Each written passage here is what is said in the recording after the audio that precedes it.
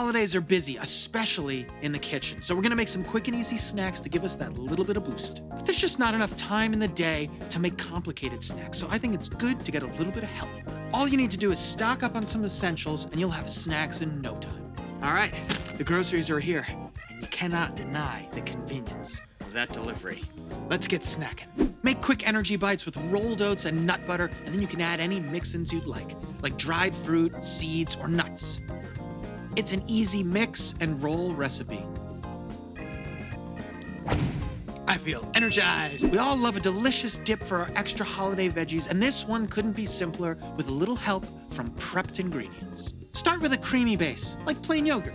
Then add some chopped cooked greens, like spinach or kale, and you can toss this up with your favorite flavors, like dried spices, fresh herbs, or both. And that's how you get a healthy dip in a pinch. Look at that spread. Get your greens to help carry you through the holiday season. Making your own chocolate bark is simple and fun.